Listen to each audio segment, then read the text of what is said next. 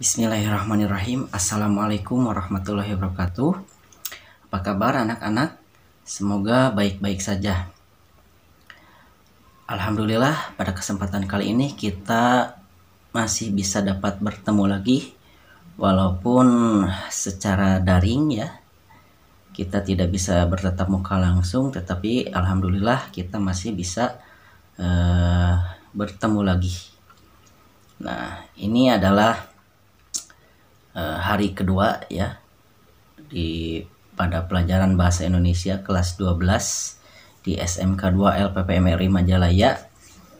Mudah-mudahan di pembelajaran hari ini kita dapat mendapatkan ilmu yang lebih baik lagi. Di pertemuan yang pertama kemarin kita belajar tentang surat lamaran pekerjaan ya. Dan hari ini kita masih melanjutkan tentang surat lamaran pekerjaan. Oke, langsung kita ke pembelajarannya saja supaya tidak terlalu panjang ya, anak-anak. Nah, di sini ada contoh surat lamaran pekerjaan yang di pertemuan pertama ya.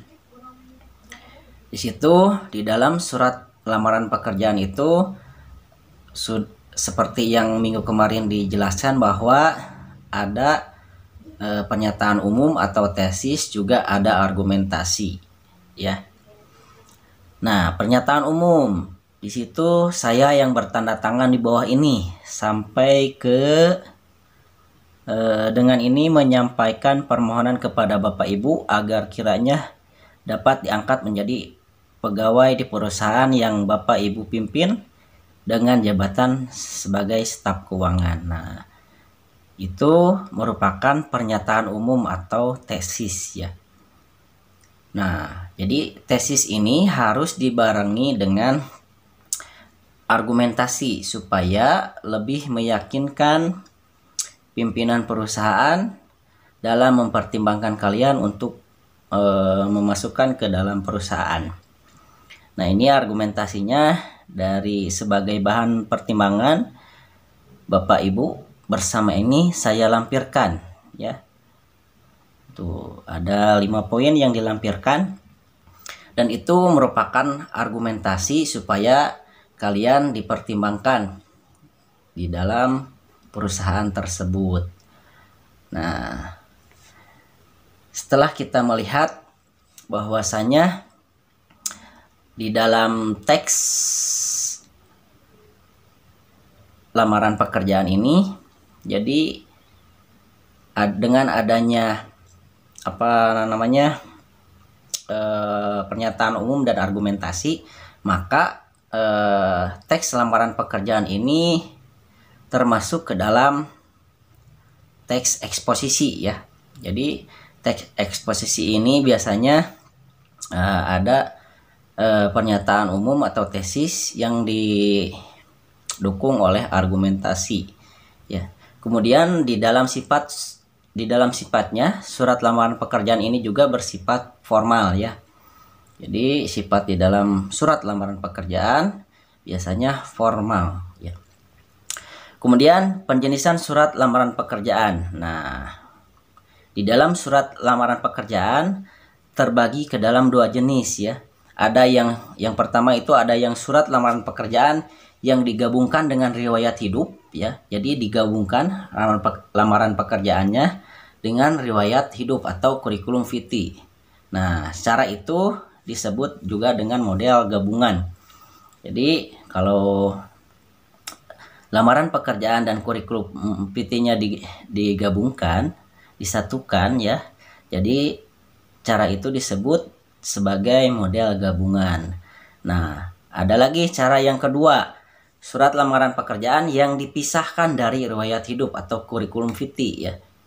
Jadi surat lamaran pekerjaan dan riwayat hidup yang kalian buat itu dipisahkan ya.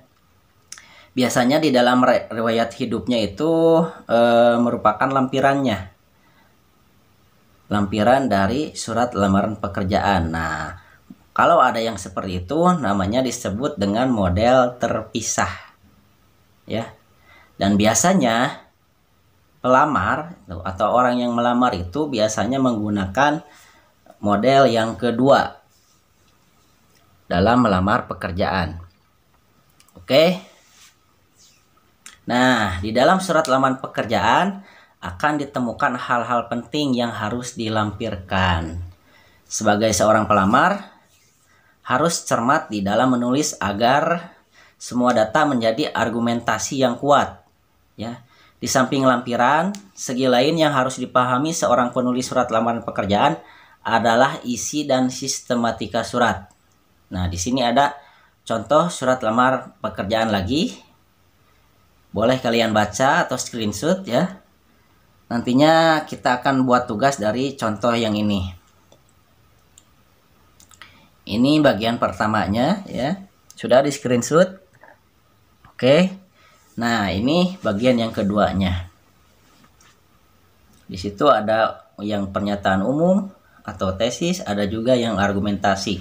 Kalian harus bisa memilih ya, mana yang termasuk pernyataan umum, mana juga yang termasuk tesis. Nah, berdasarkan surat lamaran pekerjaan di atas ya yang kalian baca tadi, dapat diketahui bahwa isi dari surat lamaran pekerjaan itu meliputi tempat, tanggal, alamat, salam pembuka, isi surat, salam penutup, tanda tangan, dan nama terang. Nah, kemudian isi surat ya di dalam lamaran pekerjaan tersebut terdiri atas unsur nama, tempat dan tanggal lahir, pendidikan, alamat, serta beberapa hal yang dilampirkan. Kemudian hal-hal penting yang dilampirkan antara lain daftar riwayat hidup, fotokopi ijazah, sertifikat, surat keterangan kepolisian, dan pas foto. Kemudian selain itu kadang juga perusahaan meminta lampiran yang lain seperti keterangan pengalaman kerja kalau kalian punya pengalaman pekerjaan, terus surat keterangan berbadan sehat, surat izin orang tua, dan lain sebagainya tergantung dari permintaan dari perusahaan ya.